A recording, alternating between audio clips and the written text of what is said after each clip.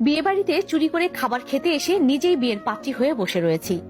শুধু 2 টুকরা মাংসের জন্য এখন বউ হয়ে বসে রয়েছি। কাজী যখন কবুল বলতে বলে তখন হুঁশ হয়। কাজী বিয়ের কাজের জন্য ঘোমটার নিচে থাকা মেয়েকে জিজ্ঞেস করে, মা কবুল বলো, আমার নাম মিহি, সেটা পরে জানবেন, কিন্তু এখন বিয়ে থেকে কি করে বাঁচবো সেটা বুঝতে পারছি না। কাজীর কবুল কথাটা শুনে মাথায় আকাশ ভেঙে পড়েছে। কি হবে কে জানে, এই বিয়ে করা যাবে না। মিহি কোনো কথা বলতে যাবে তার আগে একটা মেয়ে দৌড়ে এসে সবার সামনে দাঁড়ায়। মেয়েটা বলে, সর্বনাশ হয়ে গেছে বড় মা, অনেক বড় সর্বনাশ হয়ে গেছে। মিহি কোনো কথা বলে না, কিন্তু বিয়ে বাড়ির সবাই উঠে দাঁড়িয়ে যায়, কি হয়েছে সেটা বুঝতে পারে না। পাত্র নিহান সে জিজ্ঞাসা করে, কি হয়েছে নুহা, কি এমন সর্বনাশ হয়েছে শুনি। নুহা জামার নিচ থেকে একটা চিরকুট বার করে দিয়ে মাথা নিচু করে দাঁড়িয়ে থাকে।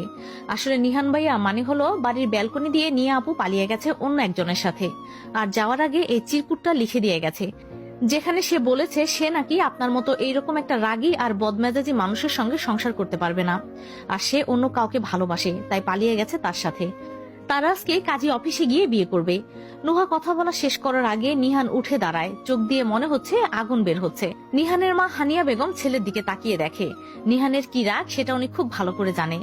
নিয়া এমন কাজ করতে পারে উনি ভাবতেও পারেননি, কিন্তু এখন নিহানকে কি বলে সামলাবে সেটাই বুঝতে পারছেন না। নিহান একটা রাগী কণ্ঠে বলে, বডিগার্ড তাড়াতাড়ি আসো, এখনই গাড়ি নিয়ে নিয়াকে খুঁজে বের করতে হবে। যদি বিয়ে করি তাহলে নিয়াকেই বিয়ে করব। মিহি সবার কথা শুনছে, যাক বাঁচা গেছে, ওর দিকে কারো খেয়াল নেই, এই সুযোগে বাড়ি থেকে পালিয়ে যাবে। মিহি একটু একটু করে পিছিয়ে যেতে থাকে, যদিও বিয়ে বাড়িতে সবার এদিকে খেয়াল নেই। কিন্তু হঠাৎ করে একটা আওয়াজ হয়, এই মেয়ে দাঁড়াও ওখানে। মিহি তবুও চলা শুরু করে, কিন্তু হঠাৎ করে আরেকটা ধমক পড়ে, এই তোমাকে দাঁড়াতে বলেছি না, দাঁড়াও।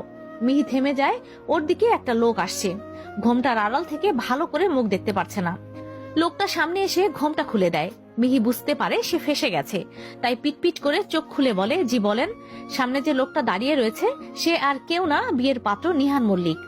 তার মুখে রাগ স্পষ্ট ফুটে উঠেছে, আর কেনই বা রাগ করবে না, বউ পালিয়ে গেছে বেচারার। নিহান যখন নিজের হবু বউকে খোঁজার জন্য বের হবে, ঠিক তখনই ঘোমটা পরা এই মেয়েকে পেছন থেকে পালিয়ে যেতে দেখে। নুহার কথা মতো যদি নিয়া বাড়ি থেকে পালিয়ে যায়, তাহলে এই ঘোমটা পরা মেয়ে যে এতক্ষণ বসে রয়েছে সে কে? নিহান বলে, এই মেয়ে তুমি কে? যদি নিয়া বাড়ি থেকে পালিয়ে যায় তাহলে তুমি বসে যে বসে রয়েছো যে, তুমি কে? মিহির কলিজার ভেতরে যাও একটু সাহস ছিল, তাও শেষ হয়ে গেছে সামনে দাঁড়িয়ে থাকা লোকটার কণ্ঠ শুনে। মিহি কি বলবে এখন? সে বিয়ে বাড়িতে চুরি করে খাবার খেতে এসে 2 টুকরো মাংসের জন্য বউ সেজে বিয়ের আসরে যাওয়ার জন্য রাজি হয়ে গেছে। যদি সব জেনে পুলিশের কাছে বলে দেয় তাহলে কি হবে? ও কিন্তু পুলিশ থেকে বাঁচতেই বিয়ে বাড়িতে ঢুকেছে। মিহি কোনো কথা বলে না, চুপচাপ দাঁড়িয়ে থাকে। নিহান সামনে থাকা মেয়েটার এমন চুপচাপ দাঁড়িয়ে থাকা মেনে নিতে পারে না।